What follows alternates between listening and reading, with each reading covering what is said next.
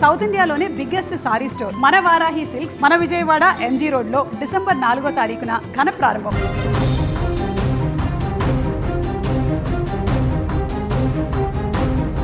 తమిళనాడులోని శివగంగై జిల్లాలో ఘోర రోడ్డు ప్రమాదం తీవ్ర విషాదాన్ని నింపింది. ఈ బస్సు ప్రమాదంలో 11 మంది మరణించినట్టుగా తెలుస్తుంది.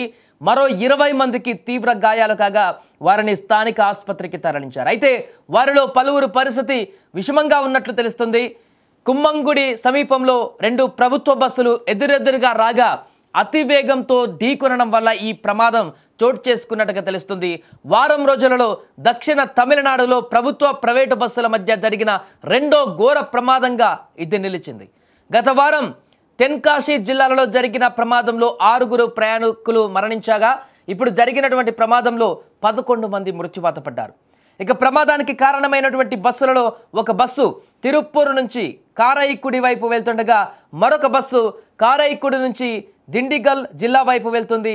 ఇక ఈ 2 బస్సులు వేగంగా వచ్చి ఎదురెదురుగా ఢీకొనడంతో ఈ యొక్క భారీ ప్రమాదం జరిగింది. దీంతో తీవ్రత కూడా మరింతగా పెరిగినట్లు వెల్లడించారు. ఇక ఈ బస్సు ప్రమాదం జరిగిన వెంటనే స్థానికులు ఇతర ప్రయాణికులు అటువైపు వెళ్ళేటువంటి వారందరూ కూడా అలర్ట్ అయిపోయారు. వెంటనే సహాయక చర్యలు చేపట్టారు. బస్సులో చిక్కుకుపోయినటువంటి బాధితులను బయటకు తీశారు. గాయపడిన వారిని వెంటనే దగ్గరలో ఉన్నటువంటి ఆసుపత్రులకు తరలించారు. ఈ ప్రమాదంలో 2 బస్సుల ముందు భాగాలు పూర్తిగా నుజ్జునుజ్జైపోయాయి. ఇకపోతే దక్షిణ తమిళనాడు ప్రాంతంలో బస్సులకు ప్రమాదం జరగడం గత వారం రోజులలో ఇది రెండవది కావడం గమనార్హం.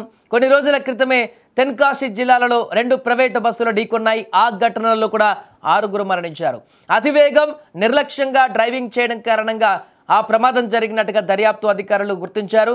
ప్రమాదాల సంఖ్య పెరుగుతున్న నేపథ్యంలో రవాణా శాఖ అధికారులు రోడ్డు భద్రతా నిబంధనలను కఠినతరం చేయాల్సిన అవసరం ఉందని కూడా డిమాండ్స్ వినిపిస్తున్నాయి. ఇప్పుడు అక్కడ వారం రోజుల్లోనే 4 బస్సుల ప్రమాదం, ఇక్కడ 2 ప్రైవేట్ బస్సులు 2 ప్రభుత్వ బస్సులు ఒకదానికొకటి ఢీకొన్నటువంటి ఘటనలు అనేటివి వారం రోజుల్లోనే ఒకదాని తర్వాత ఒకటి అక్కడ రావడం జరిగింది తమిళనాడులో. దీంతో ఒక్కసారిగా ప్రభుత్వం కూడా అక్కడ దీనిపైన సీరియస్గా ఫోకస్ చేస్తున్నట్టుగా తెలుస్తుంది. స్థానిక అధికారులు కూడా దీనిపైన ఆరా తీస్తున్నారు. ఎందుకు ఇలాంటి ప్రమాదాలు చోటు చేసుకుంటున్నాయి వరుసగా బస్సులకే ముఖ్యంగా. మన దగ్గర కూడా అదే ఘటనలు జరుగుతున్నాయి. ఈ మధ్యకాలంలో బస్సు ప్రమాదాల ఘటనలు తీరని శోకాన్ని మిగులుస్తున్నాయి, తీవ్ర విషాదంగా మారుతున్నాయి. అనేక కుటుంబాలలో పూర్తిగా నిశ్శబ్దాన్ని అదేవిధంగా చీకటిని మిగులుస్తున్నాయి ఇక్కడ కూడా. సో అక్కడ తమిళనాడులో కూడా ఇప్పుడు వరుస ప్రమాదాలు బస్సులకు సంబంధించి మృత్యువాత పడేటువంటి పరిస్థితులు కూడా ఏర్పడుతున్నాయి. చాలామంది చనిపోతున్నారు. 10ల సంఖ్యలో 5 మంది ఇలా చనిపోతున్నటువంటి పరిస్థితి కనపడుతుంది. మిగతా వారు చాలా సీరియస్గా ఉన్నారు ఈ ప్రమాదంలో గాయపడ్డటువంటి వారు. ఒకసారి మనకు ఆ విజువల్స్ చూస్తే అర్థమవుతుంది ప్రమాద తీవ్రత ఏ రకంగా ఉందనేది. పూర్తిగా ముందు భాగం తునాతునకలు అయిపోయింది, నుజ్జు అయిపోయింది.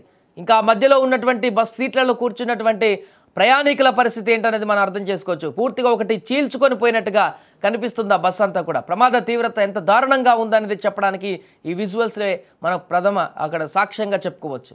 ఏదేమైనా కూడా వరుస బస్సు ప్రమాదాలు తమిళనాడు ప్రభుత్వాన్ని ఇప్పుడు కంటి మీద కునుకు లేకుండా చేస్తున్నాయి. అదేవిధంగా ప్రయాణికులకు కూడా భయాందోళన కలిగిస్తున్నాయి. ఎక్కడికైనా వెళ్ళాలంటే ఇప్పుడు ఆ బస్సులలో ప్రయాణాలు చేయాలంటే ప్రైవేట్ కానీ ప్రభుత్వం కానీ దూర ప్రయాణాలు చేయాలంటేనే భయపడేటువంటి పరిస్థితి ఏర్పడింది వరుసగా జరుగుతున్నటువంటి ప్రమాదాల కారణంగా.